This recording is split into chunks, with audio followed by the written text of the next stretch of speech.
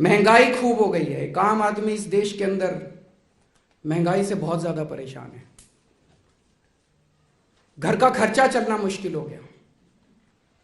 एक जिम्मेदार सरकार होने के नाते दिल्ली के अंदर तीसरी बार जनता ने हमारे ऊपर भरोसा किया। इतना भारी बहुमत हम लोगों को दिल्ली के अंदर दिया। अब एमसीडी के भी चुनाव जिता दिए हम लोगों को। पहले कभी नहीं हुआ था।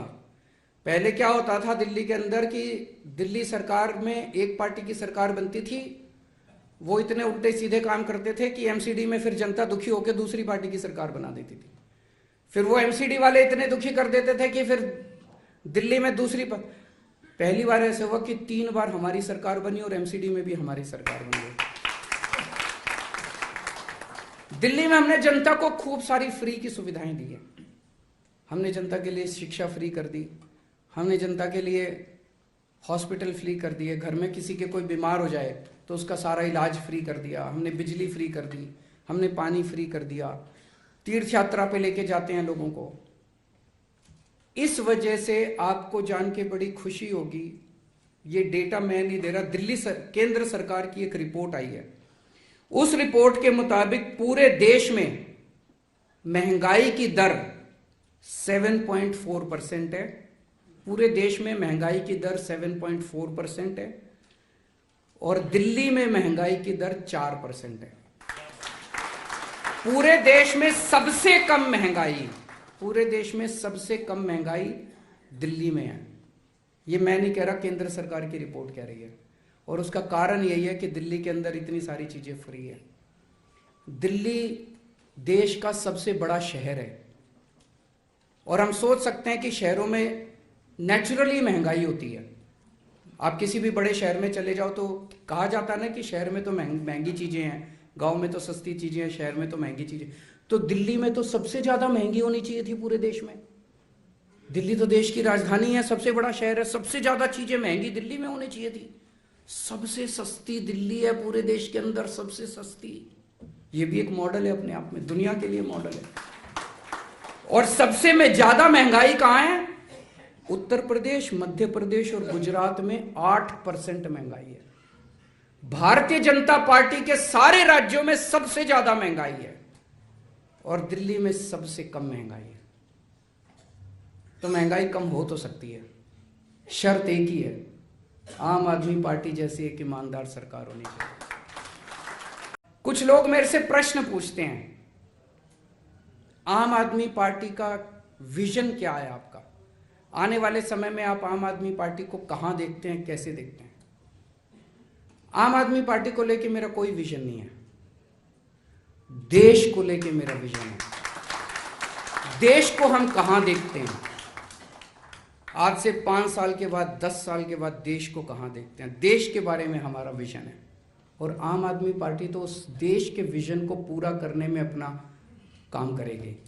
हम ऐसा देश चाहते हैं जहां पे सभी जाति और सभी धर्मों के लोगों के बीच में प्यार और मोहब्बत हो। जाति के नाम पे कोई हिंसा नहीं होनी चाहिए, इस जात के लोग उस जात से लड़ गए, इस जात के, ये सब नहीं होना चाहिए।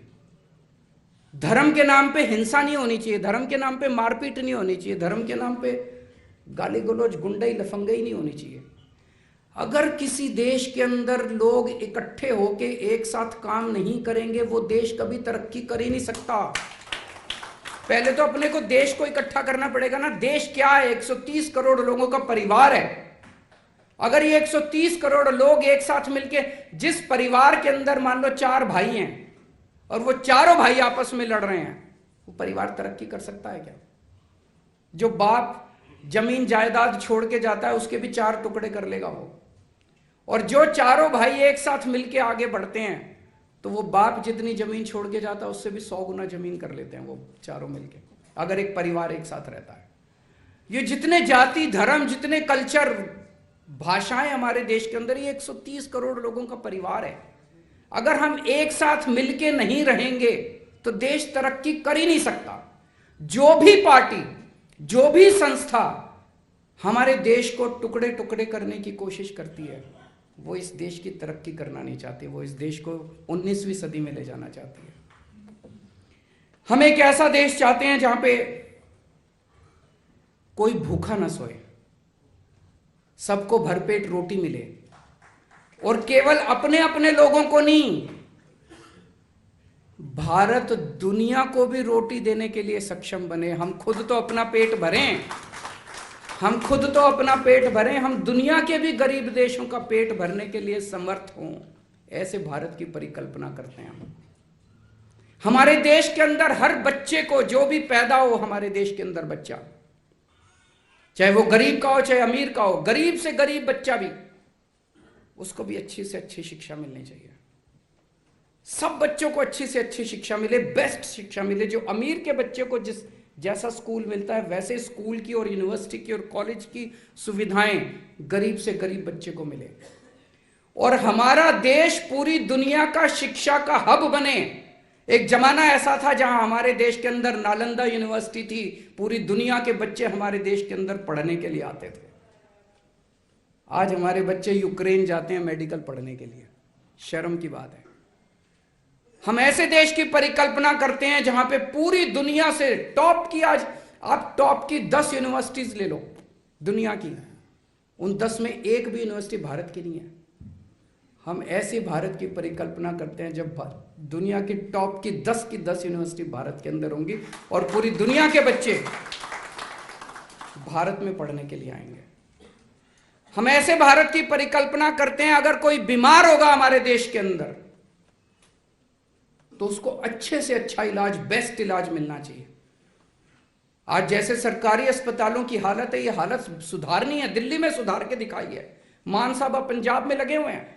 पूरे देश के अंदर हमें अब सरकारी अस्पताल ठीक करने हैं, सरकारी सुविधाएं ठीक करनी है, चाहे कोई कितना भी गरीब क्यों ना हो, अच्छे से अच्छा इलाज उसका होना चाहिए। और हम ये केवल भारत के लोगों के लिए नहीं, पूरी दुनिया के अंदर लोग अपना इलाज कराने के लिए भारत के अंदर आए, ऐसे अस्पताल हम तैयार करेंगे इस देश के अंदर।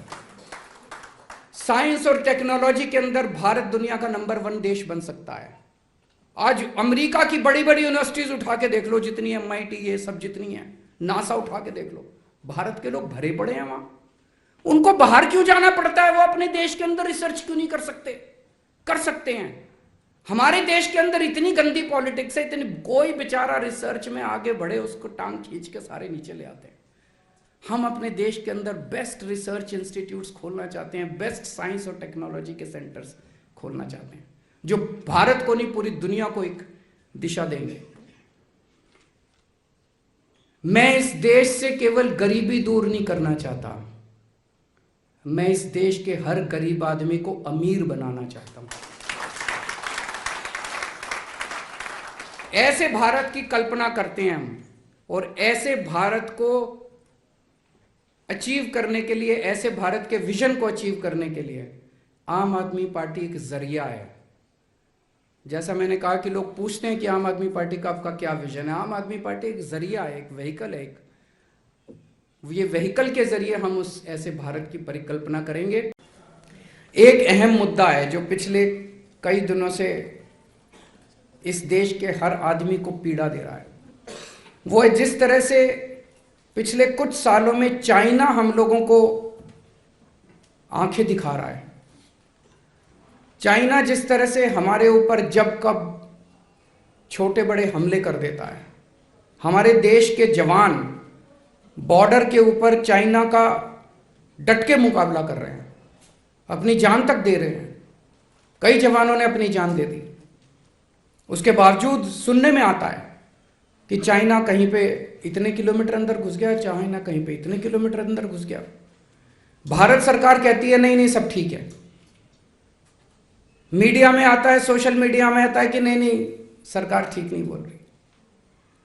अब एक तरफ चाइना हमें आंखें दिखा रहा है, एक तरफ बॉर्डर के ऊपर हमारा सैनिक जो है वो चाइना का डट के मुकाबला कर रहा है, अपनी जान तक दे रहा है। कई सैनिकों की जान चली गई। और दूसरी तरफ मैं देख रहा था कि चाइना से हम चाइना को इसका इनाम देते जा रहे हैं। हमारी सरकार, केंद्र सरकार को पता नहीं क्या हो गया, भारतीय जनता पार्टी की सरकार को पता नहीं क्या हो गया, उनको सजा देने की बजाय वो हमें आंख दिखाते हैं, उनकी आंख में आंख डाल के उनको जवाब देने की बजाय उनके साथ हम और सामान खरीद रहे हैं, उनसे चाइना से और सामान खरीद रहे हैं। 2020-21 में, यानी कि पिछले से पिछले साल में, हमने $65 बिलियन का चाइना का माल खरीदा। $65 बिलियन मतलब मोटे मोटे तौर पे 5.25 लाख करोड़ रुपए का सामान भारत ने चाइना से खरीदा। चाइना ने और आंख दिखाई।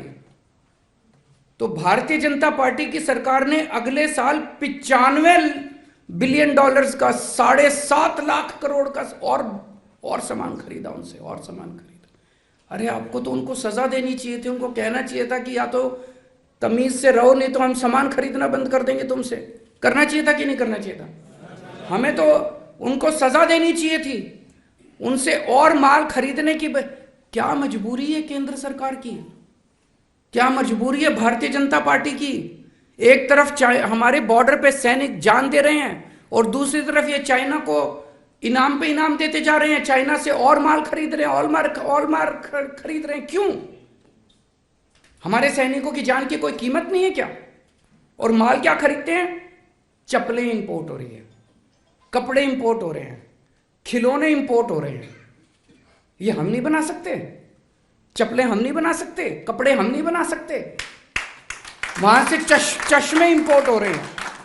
ये सारा सामान तो हम भी बना सकते हैं, भारत भी बना सकता है। भारत के अंदर भारत के लोगों को मैन्युफैक्चरिंग करने की बजाय सारा सामान चाइना से खरीद रहे हैं, चाइना को शाबाशी दे रहे हैं। चाइना, कुछ तो मजबूरी है इन लोगों की, जो भारत को इन्होंने इस तरह से उनके सामने, हमारे सैनिकों की जान की भी इनकी कोई परवाह नहीं है। कहते हैं चाइना से माल सस्ता आता है। अरे नहीं चाहिए हमको सस्ता माल, हम भारत का माल खरीद लेंगे चाहे कितने में भी बने। हमारे भारत के लोग जो हैं वो कट्टर देशभक्त हैं, अपने सैनिकों की जान की कीमत है हमारे लिए। हमें नहीं चाहिए चाइना का सस्ता माल। डबल कीमत पे भी अगर हमारे देश के अंदर माल बनेगा, हम डबल कीमत पे खरीद लेंगे अपने देश से माल। लेकिन चाइना से माल खरीदना बंद करो। आज मैं इस मंच के जरिए भारत के लोगों से अपील करता हूं कि चाइना के माल का बॉयकॉट करना शुरू करो। और मैं अपील करता हूं भारत सरकार से, थोड़ा सा दम दिखाओ यार, अपने देश के सैनिकों की थोड़ी सी इज्जत करना सीखो। भारतीय जनता पार्टी से अपील करता हूं, इस तरह से अपने को गिरवी मत रखो, इस तरह से चाइना के सामने अपना सर मत झुकाओ। ये पार्टी जिस तरह से चाइना के सामने सर झुका रही है, भारत पूरा देश को एक साथ लो, एक एक भारतीय चाइना का सामान बायकॉट। और ये आने वाला ये 21वीं सदी है, यहां पे कोई ऐसा नहीं है कि एक देश दूसरे देश की जमीन पे कब्जा कर लेता है। ये सारा इकोनॉमी का खेल होता है, सारा व्यापार का खेल है। जिस दिन हमने चाइना को आंख दिखानी शुरू कर दी और ये $95 बिलियन का इंपोर्ट जो हम चाइना से कर रहे हैं, ये इंपोर्ट हमने करना बंद कर दिया, चाइना को अपनी औकात पता चल जाएगी। इंडिया में इन्होंने हमारे देश के लोगों की हालत इतनी पतली कर दी कि बड़े बड़े उद्योगपति अब देश छोड़ छोड़ के जा रहे हैं। बता रहे हैं पिछले 5-7 साल के अंदर 12.5 लाख लोग भारत छोड़ के चले गए। किसी के पीछे ईडी छोड़ देते हैं, किसी के पीछे सीबीआई छोड़ देते हैं, किसी के पीछे, किसी को काम ही नहीं करने देते। जितने हाई नेटवर्थ इंडिविजुअल्स हैं, हाई नेटवर्थ इंडिविजुअल्स मतलब जिनके पास पैसा है, उद्योगपति है, बड़े बड़े व्यापारी हैं, सब लोग देश छोड़ छोड़ के जा रहे हैं। दुखी हो गए हैं लोग, दुखी कर दिया लोगों के ऊपर फर्जी केस कर करके।